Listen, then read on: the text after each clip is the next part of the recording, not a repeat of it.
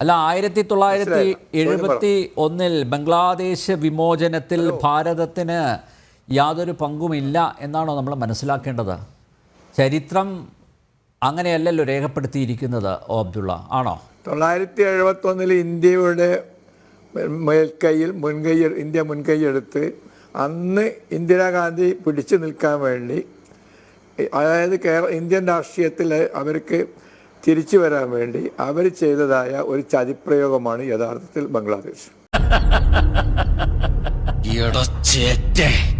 ഒരു അന്യരാജ്യത്തെ, അതായത് കിഴക്കൻ പാകിസ്ഥാൻ എന്നാണ് അതിൻ്റെ പേര്, അന്ന് ബംഗ്ലാദേശ് നല്ല പേര്, പശ്ചിമ പാകിസ്ഥാൻ, കിഴക്കൻ പാകിസ്ഥാൻ. അപ്പോൾ അക്കാലത്ത് അവിടെ ചില പ്രക്ഷോഭങ്ങളൊക്കെ നടന്നു എന്നുള്ളത് ശരിയാണ്, സംവരണത്തിൽ നിന്നുണ്ടായ ചില പ്രശ്നങ്ങൾ. അപ്പോൾ ആ സമയത്ത് ഒരു അയൽ രാജ്യം പരിധി വിട്ട് ഇടപെടുകയും അങ്ങനെ അവിടെ ആ രാജ്യത്തിൻ്റെ ആഭ്യന്തര കാര്യങ്ങളിൽ ഇടപെട്ടുകൊണ്ട് അതിൻ്റെ ഡേ ടു ഡേ പൊളിറ്റിക്സിൽ ഇടപെട്ടുകൊണ്ട് ആ രാജ്യത്തെ ഛിന്ന ഭിന്നമാക്കുകയും അവസാനം ഇന്ത്യക്ക് താല്പര്യമുള്ളതായ ഒരു സർക്കാരിനാണ് വാഴിക്കുകയും ചെയ്തു. ഇന്ത്യ രാജ്യത്തുള്ള ജനങ്ങൾ ഒട്ടാകെ ആവശ്യപ്പെടുകയാണെങ്കിൽ ഇന്ത്യ ഒരു ഇസ്ലാമിക രാഷ്ട്രമാക്കാം. അങ്ങനെയല്ല, മുജീബ് റഹ്മാന്റെ കഴിവുകൊണ്ട് യോഗ്യത കൊണ്ടൊന്നുമല്ല ബംഗ്ലാദേശിൽ ഭരണമാറ്റം സംഭവിക്കുന്നത്. ഒരിക്കൽ ചെയ്യാൻ പാടില്ലാത്തത് ഇന്ത്യ ചെയ്തു.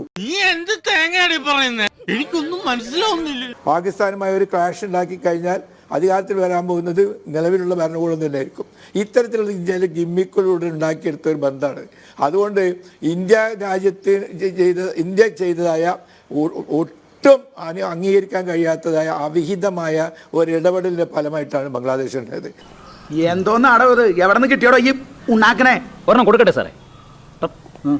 അല്ലെങ്കിൽ മറ്റൊരു രാജ്യത്തിൻ്റെ കിഴക്കൻ പാകിസ്ഥാൻ എന്ന് പറഞ്ഞത് പശ്ചിമ പാകിസ്ഥാൻ്റെ ഒരു ഘടകമല്ലേ? അതിൽ പോയി ഇടപെടേണ്ട കാര്യം ഇന്ത്യക്ക് എന്താ ഉള്ളത്? അതുകൊണ്ട് ചെയ്ത് തെറ്റ് തിരുത്തണം. പാകിസ്ഥാനെ തൊട്ടത് അമ്മക്ക് ഇഷ്ടപ്പെട്ടില്ല, അങ്ങനെയല്ലേ മനസ്സിലാക്കേണ്ടത്? അബ്ദുള്ള, എങ്ങനെ? കേൾക്കുന്നില്ല. പാകിസ്ഥാനെ തൊട്ടത് അമ്മക്ക് ഇഷ്ടപ്പെട്ടില്ല. ഹലോ, ഉറച്ചു പറ. കേൾക്കുന്നില്ല. പാകിസ്ഥാനെ തൊട്ടത് അമ്മക്ക് ഇഷ്ടപ്പെട്ടില്ല. ഹലോ, കേൾക്കുന്നില്ല.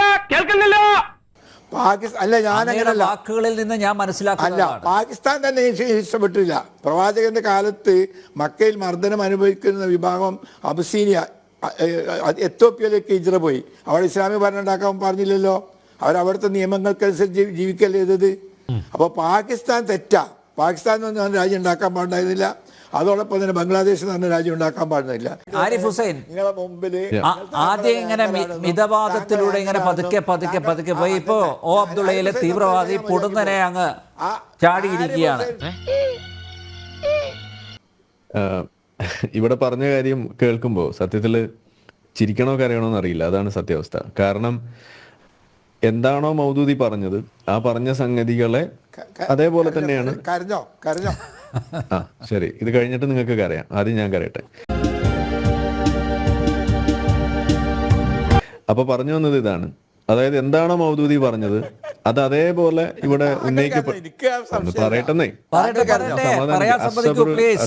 ഇസ്മുൽ ഈമാൻ, നിങ്ങൾ ക്ഷമ കൈക്കൊള്ളൂ.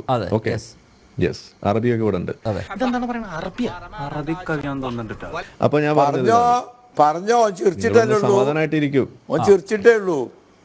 ഒന്ന് സമാധാനായിട്ട് ഇരിക്കൂ. ഓക്കെ രാജിയേട്ടാ, ഇവിടെ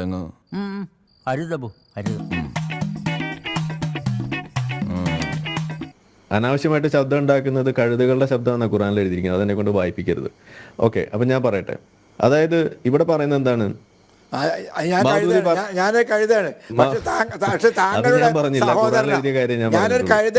പറയാൻ സമ്മതിക്കുന്നേ. പട്ടിയുടെ വാല് 12 കാലം കൊള്ളിട്ടിട്ട് എന്താ കാര്യം? പട്ടിക്ക് കൂടി തോന്നണ്ടേ അത് നിവർത്തിയെടുക്കണോന്ന്? ഭാരതത്തെ സംബന്ധിച്ചിടത്തോളം ഒറ്റ കാര്യമുള്ളൂ. അതിന്റെ അതിർത്തി രാജ്യങ്ങളിൽ പെട്ടിട്ടുള്ള ആളുകൾ, അതിന്റെ ഭാഗങ്ങളായിട്ട് നിന്നിട്ടുള്ള ആളുകൾ, അവർക്ക് വേണ്ടിയിട്ട് എപ്പോഴും സഹായങ്ങൾ എത്തിക്കുന്നു. അതിപ്പോൾ പാകിസ്ഥാനിലേക്കും നമ്മൾ എത്തിച്ചിട്ടുള്ള ഭൂകമ്പം ഉണ്ടാകുമ്പോഴായാലും മറ്റു പല പ്രകൃതി ക്ഷോഭം, അതിൻ്റെ ദുരന്തങ്ങൾ ഉണ്ടാകുമ്പോഴായാലും അവിടെ മതം നോക്കാതെ രാജ്യങ്ങൾ തമ്മിലുള്ള അക്രമങ്ങൾ വരെ നിലനിൽക്കുന്ന സമയത്ത് പോലും നമ്മൾ അവിടെ ഇറങ്ങിച്ചെന്നുകൊണ്ട് അതിന് വേണ്ട കാര്യങ്ങൾ ചെയ്യുന്നു. വാക്സിൻ എത്തിക്കുന്നതിനായാലും എല്ലാം ചെയ്യുന്നുണ്ട്. 100% ഞാൻ യോജിക്കുന്നു. അത് വേറെ രീതിയിലേക്ക് വളച്ചുകൊണ്ട് പോകുന്നതിന് നമുക്ക് തെറ്റൊന്നും പറയാൻ കഴിയില്ല. കാരണം കാർട്ടൂണുകളാണ് അദ്ദേഹം അതിന് വേണ്ടിയിട്ട് അവലംബിച്ചിരിക്കുന്നത്, ഇതിനെ വിമർശിക്കുന്ന ആളുകൾ. അങ്ങനെ കാർട്ടൂണുകളൊക്കെ നിങ്ങൾ എടുക്കുകയാണെന്നുണ്ടെങ്കിൽ ഇവിടെ പല കാർട്ടൂണുകളും മുഹമ്മദ് നബിയെ കുറിച്ച് വരച്ചു വെച്ചിട്ടുണ്ട്. അതിനെക്കുറിച്ച് ഞാൻ പറയേണ്ടി വരും. അത് വെറുതെ പറയിപ്പിക്കരുതെന്ന് എനിക്ക് പറയാനുള്ളൂ.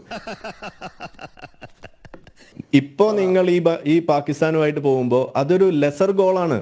നിങ്ങൾ വെയിറ്റ് ചെയ്യൂ. നമുക്ക് പാകിസ്ഥാൻ മാത്രം പോരാ, ഇന്ത്യ മൊത്തം നമുക്ക് ഇസ്ലാമിക രാജ്യമാക്കണം എന്ന് പറഞ്ഞ സാധനത്തെയാണ് ഇവിടെ എടുത്തു പറഞ്ഞിട്ട് മൗദൂദി പാകിസ്ഥാൻ ഉണ്ടാകുന്നതിന് എതിരാണെന്ന് പറയുന്നത്. മൗദൂദി പാകിസ്ഥാൻ ഉണ്ടാകുന്നതിന് എതിരായിരുന്നു, ശരിയാണ്. പക്ഷെ മൗദൂദി എന്താ ബാക്കി പറഞ്ഞത്? നമുക്ക് പാകിസ്ഥാൻ മാത്രം പോരാ, ഇന്ത്യ മൊത്തം നമുക്ക് ഇസ്ലാമിക രാജ്യമാക്കണം എന്ന് പറഞ്ഞതിനെയാണ് ഇദ്ദേഹം ഇവിടെ എന്താണ് നമ്മളിപ്പോ glass is half empty half full എന്ന് പറയുന്ന പോലെ പുള്ളി അതിനെ ഉൾട്ട ആക്കിയിട്ട് പറയാണ്. ഇതാണ് ഇവിടെ സംഭവിച്ചത്. ഇന്ത്യ മൊത്തം ഇസ്ലാമിക രാജ്യമാക്കണമെന്ന് പറഞ്ഞ് നടന്നിരുന്ന ആളെയാണ് ഇവിടെ വെള്ളപൂശിയത്. ഇതാണ് ഈ ജമാഅത്ത് ഇസ്ലാമിക്കാരുടെ തനി കൊണമെന്ന് പറയുന്നത്. ഇത് നമ്മൾ അനുവദിക്കാൻ പാടില്ല. ആരിഫ് ഹുസൈൻ, നിങ്ങളെ മുമ്പില് ആദ്യം ഇങ്ങനെ മിതവാദത്തിലൂടെ ഇങ്ങനെ പതുക്കെ പതുക്കെ പതുക്കെ പോയി ഇപ്പോ ഒ അബ്ദുള്ളയിലെ തീവ്രവാദി പൊടുന്നനെ അങ്ങ് ചാടിയിരിക്കുകയാണ്. താൻ വെള്ളടിക്ക കോഴിക്കാലും കടിച്ചു പറിച്ച് അപ്പൊ താൻ തട്ടിപ്പാണല്ലേ.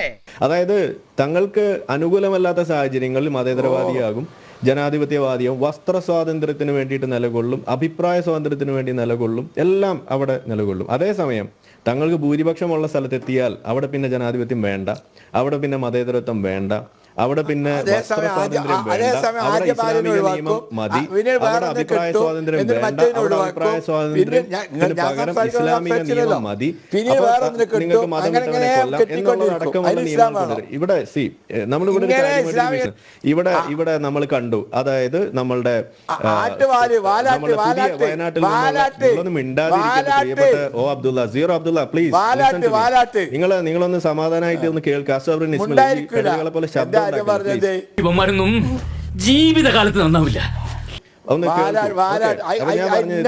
നമ്മളുടെ പ്രിയങ്ക നമ്മൾ പറയുന്നത് എന്താണ്? ഹിന്ദുക്കൾക്ക് വേണ്ടിയിട്ടെന്നല്ല, മനുഷ്യർക്ക് വേണ്ടിയിട്ട് മിണ്ടണം. അത് മിണ്ടുന്ന ആളുകളെ കൊണ്ട് നിങ്ങൾ മിണ്ടിക്കാൻ സമ്മതിക്കുന്നില്ല. എന്താ കാരണം? അവിടെ ജമാഅത്ത് ഇസ്ലാമി അവിടെയും നിങ്ങൾ നിങ്ങളുടെ ഈ തരത്തിലുള്ള ഈ പരിപാടി, ഈ തക്കിയ പരിപാടി, ഈ അറ്റംചെത്തിയ പരിപാടി അത് നിങ്ങൾ നിർത്തണം. നിങ്ങളുടെ കയ്യിലുള്ളത് ആ കൂടി കുറെ നുണകളാണ്. ഇസ്ലാം നമ്മൾ പറയുന്നത് ഇതുകൊണ്ടാണ്. ഇസ്ലാം എന്ന് പറയുന്നത് ഈ ദോഷം താങ്കളാണ് ഈ പാനലിലെ ഏറ്റവും സീനിയർ ആയിട്ടുള്ള വ്യക്തി. താങ്കളാണ് മറ്റുള്ളവർക്ക് മാതൃകയാവേണ്ടത്. ഇങ്ങനെ കലവില കൂട്ടാതെ മോശമല്ലേ? ഇത് കാണുന്നവർ എത്ര പ്രേക്ഷകരാണെന്ന് അറിയോ?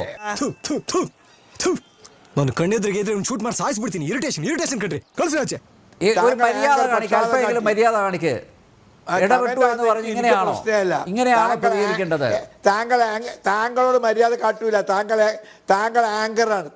താങ്കൾ ആങ്കർ ആണെങ്കിൽ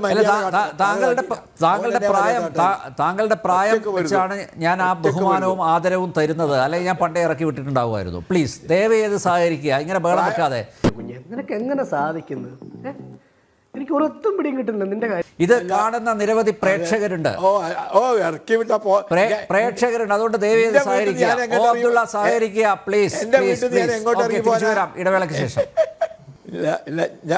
ഇല്ല, ഞാൻ മതിയാക്കി എനിക്കിനിയാവില്ല. അതാണ് നല്ലത്.